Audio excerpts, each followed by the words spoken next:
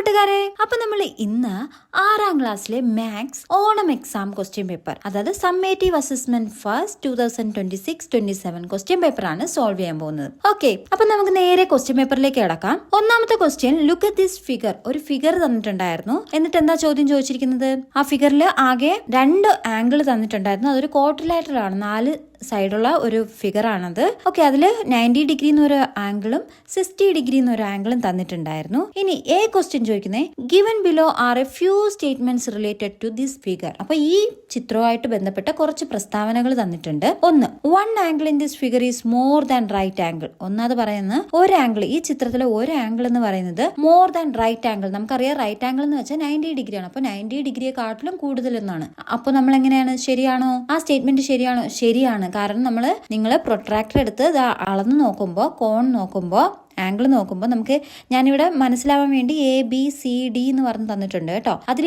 B എന്ന് പറയുന്ന angle നിങ്ങൾ പ്രൊട്രാക്ടർ വെച്ച് നോക്കുമ്പം 134 ഡിഗ്രി കിട്ടും. അപ്പൊ റൈറ്റ് ആംഗിൾ എന്ന് വെച്ചാൽ എത്രയാണ്? 90 ഡിഗ്രി. അപ്പൊ 90 ഡിഗ്രിയെക്കാട്ടിലും കൂടുതലില്ലേ? ഉണ്ട്. അപ്പൊ അതുകൊണ്ട് ആ സ്റ്റേറ്റ്മെന്റ് ശരിയാണ്. ഓക്കെ, വൺ ആംഗിൾ റൈറ്റ് ആംഗിളിനെക്കാട്ടിലും കൂടുതലായിട്ടുണ്ട്. ഒന്നാമത്തെ പ്രസ്താവന ശരിയാണ്. ഓക്കെ, ഇനി രണ്ടാമത്തെ ക്വസ്റ്റ്യൻ, രണ്ടാമത്തെ statement, 3 angles in this figures are less than right angle. അപ്പോ ഇതിനകത്ത് 3 ആംഗിൾസ് റൈറ്റ് ആംഗിളിനെക്കാട്ടിലും കുറവാണ്. നോക്കിക്കേ, ഫിഗറിൽ നോക്കുമ്പോൾ പ്രൊട്രാക്ടർ വെച്ച് നിങ്ങൾ അളന്ന് നോക്കുക. അപ്പോ 90, 60, ഇപ്പുറത്ത് കിട്ടുന്ന 76 ആണ്. ഈ ബി എന്ന് പറഞ്ഞ ആംഗിൾ 134 ആണ് കിട്ടിയത്. അപ്പൊ അവിടെ നോക്കിക്കേ, എത്ര ആംഗിൾ? 90യെക്കാട്ടിലും കുറവുള്ള ആകെ 2 എണ്ണേ ഉള്ളൂ. ആംഗിൾ എ എന്ന് പറഞ്ഞ 76ഉം ആംഗിൾ സി എന്ന് പറഞ്ഞ 60ഉം അല്ലെ. അപ്പോൾ അവിടെ നമുക്ക് 3 ആംഗിൾ ഉണ്ടോ? ഇല്ല. അപ്പോൾ രണ്ടാമത്തെ സ്റ്റേറ്റ്മെന്റ് തെറ്റാണ്.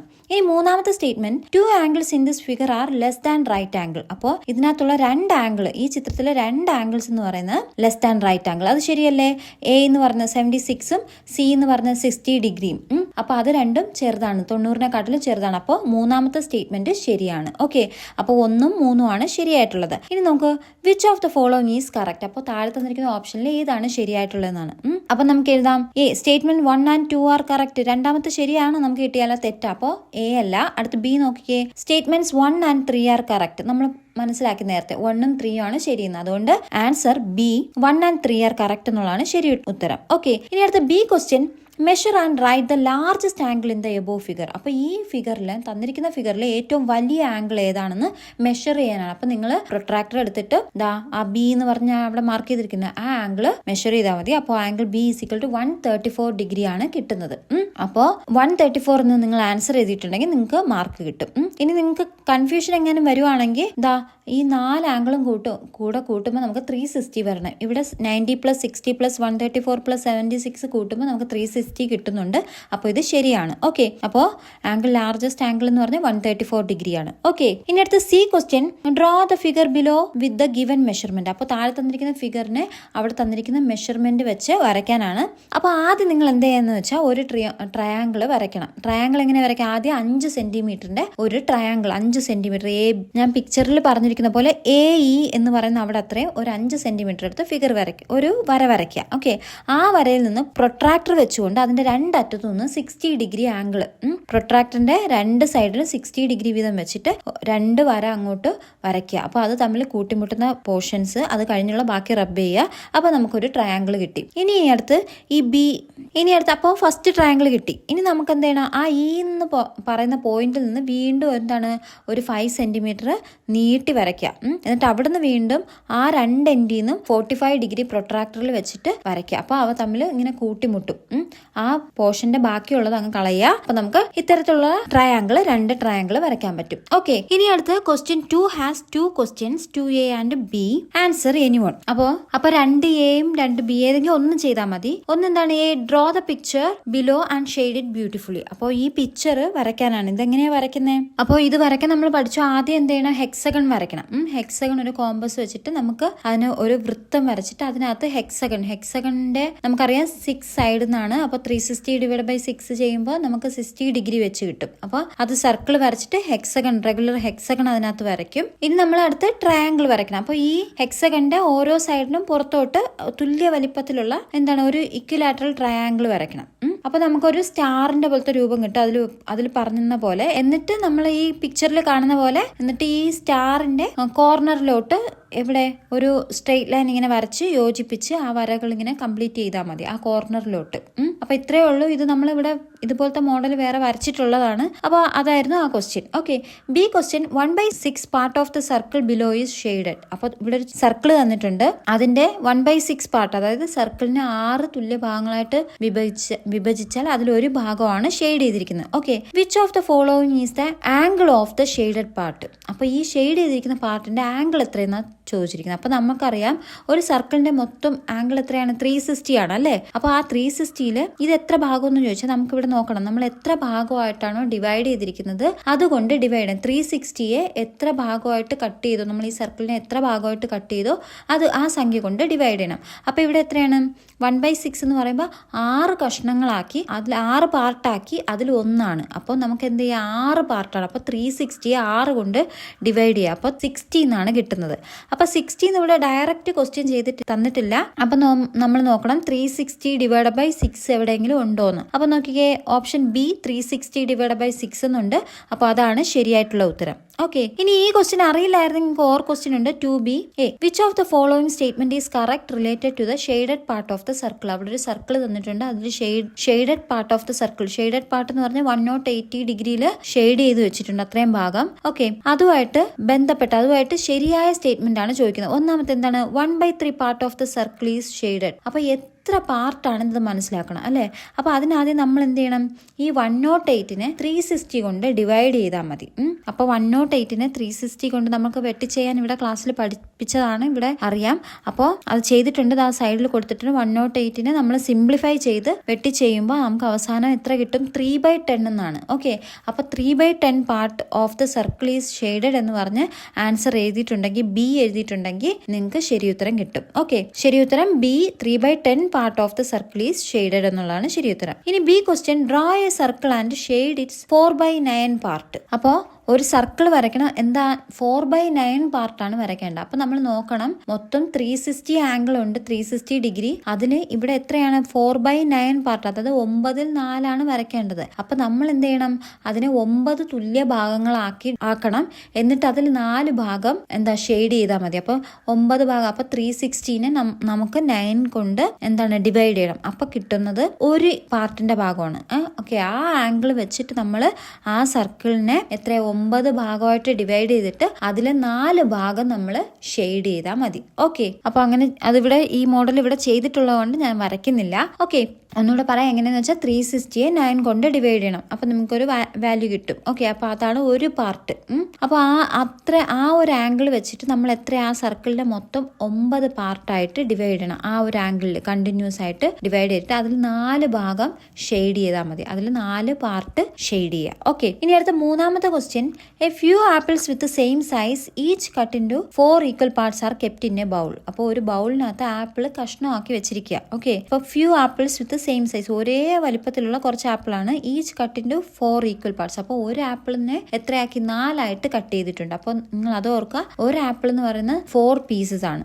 ഇനി A question, Sumesh took 9 pieces. അപ്പോൾ സുമേഷ് എത്രയാ, 9 കഷ്ണം എടുത്തു. അങ്ങനെയാണെങ്കിൽ how many apples did Sumesh get. സുമേഷിന് എത്ര ആപ്പിളിന്റെ എണ്ണമാണ് ചോദിക്കുന്നത്, എത്ര ആപ്പിൾ കിട്ടിയെന്നാണ്. അപ്പോൾ 9 പീസസ് ആണ് സുമേഷിനുള്ളത്. അപ്പൊ നമുക്കറിയാം ഒരു ആപ്പിൾ എന്ന് പറയുന്നത് 4 പീസാണ്. അപ്പൊ ഈ 9നെ 4 കൊണ്ട് ഡിവൈഡ് ചെയ്താൽ മതി. ഓക്കെ, അപ്പൊ 9/4 ചെയ്യുമ്പോൾ നമുക്ക് ഇപ്പുറത്തെ സൈഡിലായിട്ട് കൊടുത്തിട്ടുണ്ട്. 9/4 ചെയ്യുമ്പോൾ നമുക്ക് ശിഷ്ടം 1 കിട്ടും. അപ്പൊ അതിനെ എങ്ങനെ എഴുതുന്ന വെച്ചാൽ 2 എഴുതിയിട്ട് ശിഷ്ടം 1 മുകളിൽ എഴുതും. പിന്നെ എത്ര കൊണ്ടാണോ ഡിവൈഡ് ചെയ്തത് അതിനെ താഴെ എഴുതും. അപ്പൊ 2 1/4 ആപ്പിൾസ് എന്ന് വെച്ചാൽ 2.25 ആപ്പിൾ എന്ന് നമുക്ക് പറയാം, ഉത്തരം കിട്ടും. ഓക്കെ, അങ്ങനെ ഉത്തരം കിട്ടിയിട്ടുണ്ടെങ്കിൽ ശരിയാണ്. ഇനി അടുത്ത ബി ക്വസ്റ്റ്യൻ, ദിവ്യ ഗോട്ട് 3 1/4 ആപ്പിൾസ്. ഓക്കെ, അപ്പോ ദിവ്യക്ക് 3.25 ആപ്പിൾ കിട്ടിയിട്ടുണ്ട്. Okay, how many pieces did Divya take. അങ്ങനെയാണെങ്കിൽ ദിവ്യ എത്ര കഷ്ണം എടുത്തിട്ടുണ്ടെന്ന് അതും നമുക്കറിയാം. ഇത് എത്ര പീസ് എന്നാണ് ചോദിച്ചിട്ടുള്ളത്.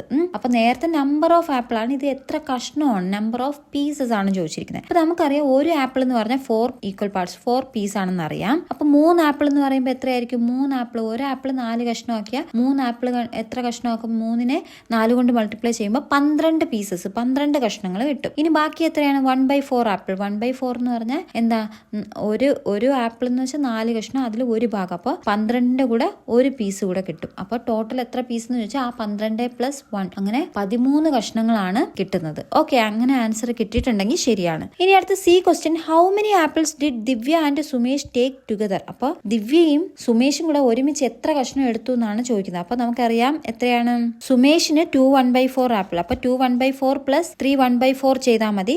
അപ്പൊ നമുക്ക് കിട്ടും 5 1/2 ആപ്പിൾസ്. അത് കൂട്ടിയാൽ മതി. അപ്പൊ നമുക്ക് 5 1/2 ആപ്പിൾ. അതെങ്ങനെയാ കൂട്ടുന്നത്? ആ 3യും 2വും കൂടെ കൂട്ടുക, അപ്പൊ 5 ആയി. പിന്നെ താഴെ നമുക്ക് ഡിനോമിനേറ്ററിൽ 4 ആണ്, രണ്ടും സെയിം ആണ്. അപ്പൊ 4 താഴെ എഴുതിയിട്ട് മുകളിലുള്ളത് തമ്മിൽ കൂട്ടുക. 1 + 1 എത്രയാവും? 2 കിട്ടും. ഇനി ആ 2ഉം 4ഉം ക്യാൻസൽ ചെയ്ത് പോവും രണ്ടിന്റെ ടേബിൾ വെച്ച്. അപ്പൊ 1 മുകളിൽ കിട്ടും, 2 താഴെ കിട്ടും. അപ്പൊ 5 1/2 ആപ്പിൾസ് എന്ന് എഴുതാം. ഓക്കെ, 5.5 ആപ്പിൾ എന്നുള്ളതാണ് ശരിയായിട്ടുള്ള ഉത്തരം. ഇനി D question, which of the following is equal to 14/5? അപ്പൊ 14/5 തുല്യമായത് ഏതാണെന്ന്. അപ്പൊ 14 നമ്മൾ 5 കൊണ്ട് ഡിവൈഡ് ചെയ്യണം. 14നെ 5 കൊണ്ട് ഡിവൈഡ് ചെയ്യുമ്പോൾ എന്താ, നമുക്ക് 2 5 10 എന്ന് കിട്ടും. 3 5 15 ആണ്. 15 ഉണ്ടോ ഇല്ല, 14. അപ്പൊ 2 5 10 എന്ന് എഴുതി ബാക്കി ശിഷ്ടം എത്ര കിട്ടും? 4 കിട്ടും. അപ്പൊ നമ്മള് മുകളിൽ കിട്ടിയത് 2 ഫസ്റ്റ് എഴുതും, പിന്നെ അത് കഴിഞ്ഞ് ശിഷ്ടം മുകളിൽ എഴുതും. ശിഷ്ടം റിമൈൻഡർ എത്രയാ കിട്ടിയ? 4 മുകളിൽ എഴുതും.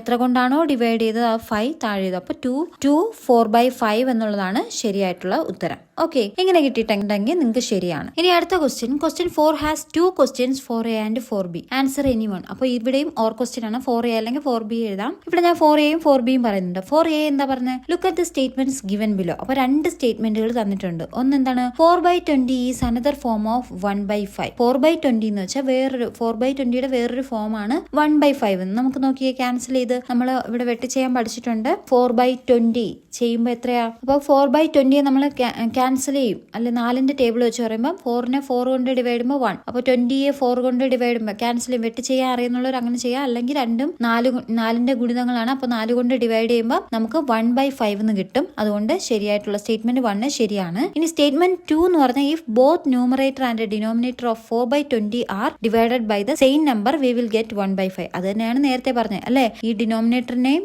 ന്യൂമറേറ്ററിനെയും ഡിനോമിനേറ്ററിനെയും ഇപ്പൊ 4ന് നമ്മൾ 4 കൊണ്ട് ഡിവൈഡ് ചെയ്തപ്പോൾ 1 കിട്ടി. 20നെ 4 കൊണ്ട് ഡിവൈഡ് ചെയ്തപ്പോൾ ആ സെയിം നമ്പർ കൊണ്ട് ഡിവൈഡ് ചെയ്തപ്പോൾ 5 കിട്ടി. അപ്പോൾ 1/5 കിട്ടുന്നു. അപ്പൊ 2 സ്റ്റേറ്റ്മെന്റും ശരിയാണ്. അപ്പൊ നമുക്ക് ആൻസർ എങ്ങനെ എഴുതാം? Option C, statements 1 and 2 are correct. അപ്പോൾ 1ഉം 2ഉം ശരിയാണെന്നുള്ളതാണ് കറക്റ്റ് ആയിട്ടുള്ള ഉത്തരം. ഓക്കെ, അങ്ങനെ എഴുതിയിട്ടുണ്ടെങ്കിൽ മാർക്ക് കിട്ടും. ഇനി B question, write 2 forms of 1/2 and 1/7 with the same denominator.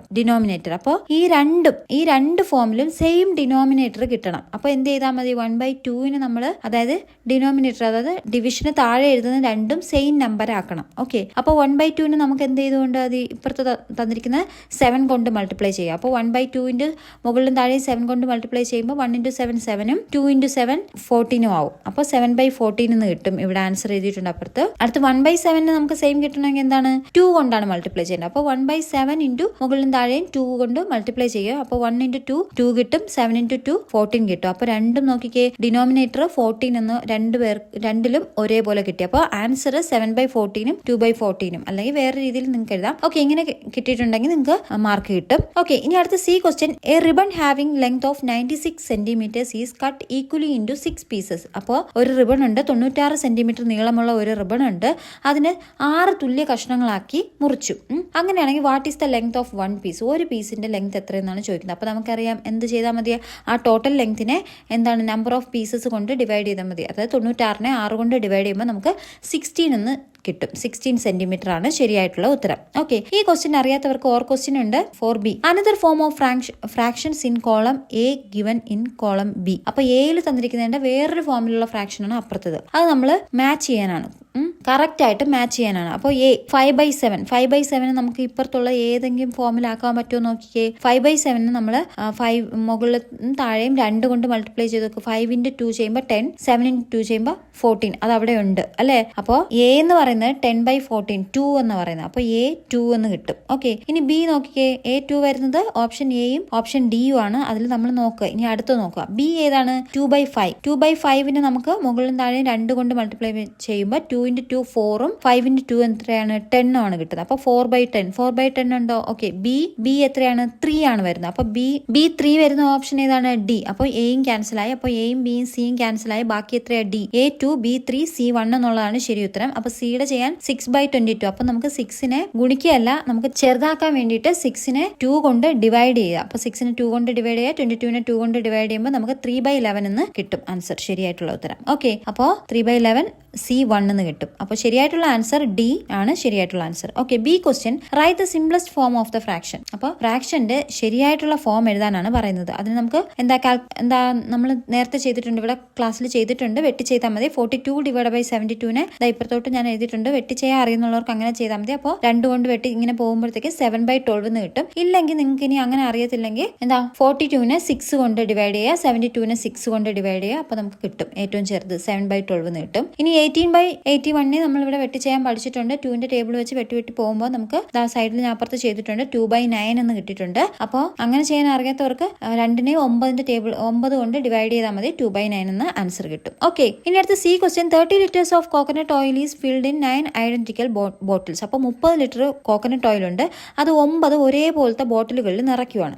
How many litres of coconut oil is there in each bottle? അങ്ങനെയാണെങ്കിൽ ഓരോ ബോട്ടിലിൽ എത്ര കോക്കനട്ട് ഓയിൽ ഉണ്ടാവുന്നു, വെളിച്ചെണ്ണ ഉണ്ടാവുന്നതാണ്. അപ്പം നമ്മൾ നേരത്തെ പഠിച്ച പോലത്തെ പ്രോബ്ലം തന്നെയാണ്. അപ്പോൾ എന്ത് എഴുതാം? നമ്മൾ ടോട്ടൽ ലിറ്റേഴ്സിന് എന്താണ് എത്ര ബോട്ടിലുണ്ടോ അതുകൊണ്ട് ഡിവൈഡ് ചെയ്താൽ മതി. അപ്പോൾ ഒരു ബോട്ടിൽ കിട്ടും. 30/9 ചെയ്യുമ്പോൾ നമുക്ക് 10/3. അതിനെ വീണ്ടും നമ്മൾ ഡിവൈഡ് ചെയ്യുമ്പോൾ 10/3 അല്ലെങ്കിൽ 1/3 ലിറ്റർ എന്ന് എഴുതിയാൽ നിങ്ങൾക്ക് മാർക്ക് കിട്ടും. ഇനി നമുക്ക് ചോദിച്ചിരിക്കുന്നത് എന്താണ്? അത് മാത്രമല്ല question how much coconut oil is there in 3 such bottles. അപ്പോൾ ഇതുപോലുള്ള 3 ബോട്ടിലിൽ എത്ര കോക്കനട്ട് ഓയിൽ ഉണ്ടാവുന്നതാണ്. അപ്പോൾ എന്തായാലും ഒരു ബോട്ടിൽ അതുകൊണ്ട് അതിനെ 3 കൊണ്ട് മൾട്ടിപ്ലൈ ചെയ്താൽ അപ്പോൾ 3 × 10/3 ചെയ്യുക. അപ്പോൾ മുകളിലത്തെ 3 ക്യാൻസൽ ആയി പോകും. ബാക്കി 10 ലിറ്റേഴ്സ് എന്ന് പറഞ്ഞ ആൻസർ കിട്ടും. ഓക്കെ. ഇത്രയാണ് അവിടെ കൊടുത്തിരിക്കുന്നത്. ഓക്കെ. ഇനി അടുത്ത 5ാമത്തെ question look at the picture. അവിടെ ചിത്രം തന്നിട്ടുണ്ട്. ഒരു ലാർജ് റെക്ടാങ്കുലർ ബ്ലോക്ക് ആണ്. Is made by stacking cubes of side. അപ്പോൾ ക്യൂബുകൾ കൊണ്ടാണ് ഉണ്ടാക്കിയിരിക്കുന്നത്. ക്യൂബിന്റെ സൈഡ് എത്രയാണ്? 2 സെന്റിമീറ്റർ എന്ന് പറഞ്ഞിട്ടുണ്ട്. അപ്പോൾ 1ാമത്തെ ക്വസ്റ്റ്യൻ, അപ്പോൾ side 2 centimetre. Question how many small cubes are there in the large rectangular. അപ്പോൾ റെക്ടാങ്കുലർ ബ്ലോക്ക്, ആ റെക്ടാങ്കുലർ ബ്ലോക്കിൽ എത്ര ചെറിയ ക്യൂബുകൾ ഉണ്ടെന്ന്. അപ്പോൾ നമ്മൾ നോക്കിക്കേ,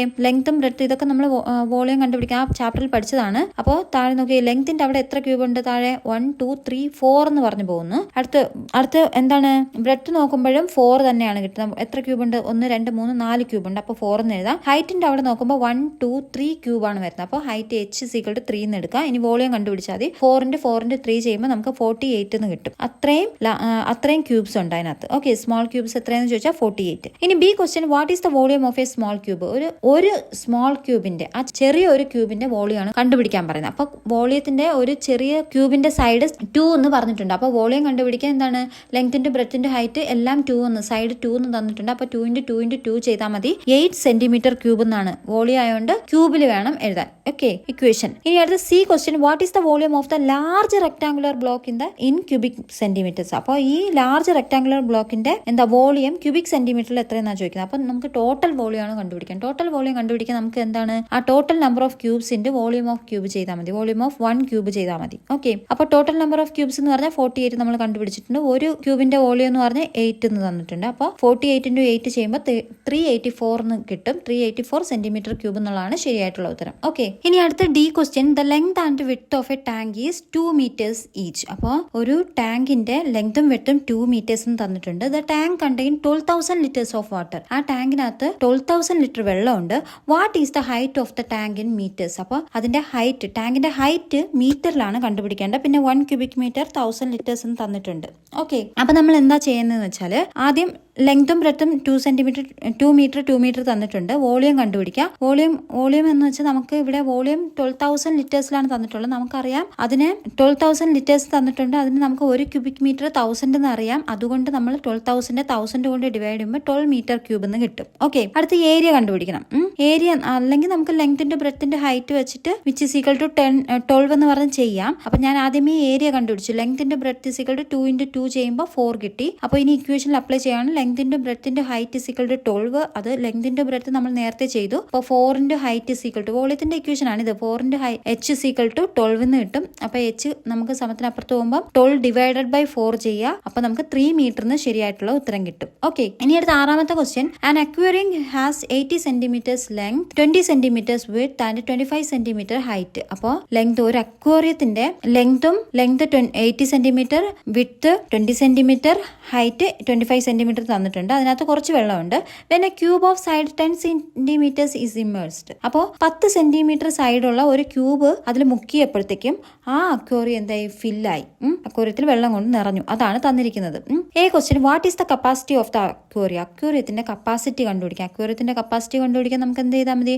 അക്വേറിയത്തിന്റെ ലെങ്തും ബ്രെഡും ഹൈറ്റും കൂടെ മൾട്ടിപ്ലൈ ചെയ്താൽ മതി. അപ്പൊ എത്ര കിട്ടും? നമുക്ക് 80 × 20 × 25 ചെയ്യുമ്പോൾ 4000 സെന്റിമീറ്റർ ക്യൂബ് കിട്ടും. നമുക്ക് അതിന് നമുക്ക് അറിയാം 1 ലിറ്റർ എന്ന് വെച്ചാൽ 1000 ക്യൂബിക് സെന്റിമീറ്റർ ആണെന്ന് വെക്കും. അപ്പൊ അത് നമുക്ക് ക്യാൻസൽ ചെയ്യാൻ 0. അപ്പോൾ ആൻസർ നമുക്ക് ഫ്രീ ആയിട്ട് കിട്ടും. മുകളിലത്തെ 3 പൂജ്യവും താഴത്തെ 3 പൂജ്യവും ക്യാൻസൽ ആകുമ്പോൾ 40 എന്ന് കിട്ടും. ഓക്കെ, ഇനി what is the volume of the cube? അല്ലെങ്കിൽ 40,000 സെന്റിമീറ്റർ ക്യൂബ് എന്ന് എഴുതിയാൽ മതി. അവിടെ വെച്ച് എഴുതി നിർത്തിയാൽ നിങ്ങൾക്ക് മാർക്ക് കിട്ടും. ഇനി what is the volume of the cube? ക്യൂബിന്റെ വോളിയം എന്ന് വെച്ചാൽ 10 × അതായത് വോളിയം എന്താ, ക്യൂബ് അകത്തുള്ള ക്യൂബ് നോക്കിക്കേ, ആ പിക്ചറിൽ നോക്കിക്കേ, 10 സെന്റിമീറ്റർ ആണ് എല്ലാ സൈഡും. അപ്പോൾ 10 × 10 × 10. അപ്പോൾ ലെങ്തിന്റെ ബ്രെഡത്തിന്റെ ഹൈറ്റ് 10 ആണ്. അപ്പോൾ മൾട്ടിപ്ലൈ ചെയ്യുമ്പോൾ നമുക്ക് 1000 സെന്റിമീറ്റർ ക്യൂബ് എന്ന് കിട്ടും. ഇനി how many litres of water is there in aquarium? അക്വേറിയത്തിൽ എത്ര വെള്ളം ഉണ്ടെന്നാണ് ചോദിക്കുന്നത്. നമുക്കറിയാം ഇവിടെ അക്വേറിയത്തിൽ ആദ്യം ഉണ്ടായിരുന്ന ആ ഒരു കപ്പാസിറ്റി വെച്ചിട്ട്, കപ്പാസിറ്റിയിൽ ഉണ്ടായിരുന്നപ്പോൾ നമ്മൾ ആ എന്താണ് കപ്പാസിറ്റി നമുക്കറിയാം 40,000 ആണെന്ന്. ഇനി എന്താണ്, അതിൽ ആ ക്യൂബ് മുക്കിയപ്പോഴാണ് എന്താ 1000 എക്സ്ട്രാ കയറി. അപ്പൊ നമ്മൾ എന്ത് ചെയ്യുക, 1000 അവിടെ നിന്ന് കുറച്ചാൽ മതി. അപ്പോൾ 40,000 മൈനസ് 1000 ചെയ്യുക. അപ്പൊ നമുക്ക് 39,000 എന്ന് കിട്ടും. അത് ലിറ്ററിലോട്ട് ആക്കുമ്പോൾ നമുക്ക് 39 ലിറ്റർ എന്നുള്ളതാണ് ശരിയായിട്ടുള്ള ഉത്തരം. Okay, answer 39 litre. അപ്പൊ ഇത്രയാണ് നമ്മുടെ ഇന്ന് കഴിഞ്ഞ 6ാം ക്ലാസ്സിലെ മാത്സ് ക്വസ്റ്റ്യൻ പേപ്പർ ആൻസർ കീയും. അപ്പൊ നിങ്ങൾക്ക് എന്തെങ്കിലും ഡൗട്ട് ഉണ്ട്, ഇനി എന്തെങ്കിലും എക്സ്പ്ലെയിൻ ചെയ്ത് കൂടുതലായിട്ട് പറയണമെന്ന് പറഞ്ഞ് നിങ്ങൾ കമന്റ് ആയിട്ട് പറഞ്ഞാൽ മതി. ഞാനത് ഡീറ്റെയിൽ ആയിട്ട് വീഡിയോ ആയിട്ട് ചെയ്തു തരാം. ഓക്കെ, അപ്പൊ നിങ്ങൾക്ക് ഈ വീഡിയോ ഇഷ്ടമായിട്ടുണ്ടെന്ന് വിശ്വസിക്കുന്നു. വീഡിയോ ഇഷ്ടമായിട്ടുണ്ടെങ്കിൽ വീഡിയോ ലൈക്ക് ചെയ്യാനും ചാനൽ സബ്സ്ക്രൈബ് ചെയ്യാനും പിന്നെ നിങ്ങളുടെ വിലയേറിയ അഭിപ്രായങ്ങൾ കമന്റ് ആയിട്ട് രേഖപ്പെടുത്താനും മറക്കണ്ട. അപ്പോൾ അടുത്ത വീഡിയോയിൽ വീണ്ടും കാണുന്നവരേക്കും this is me Deepa Jarvi signing of.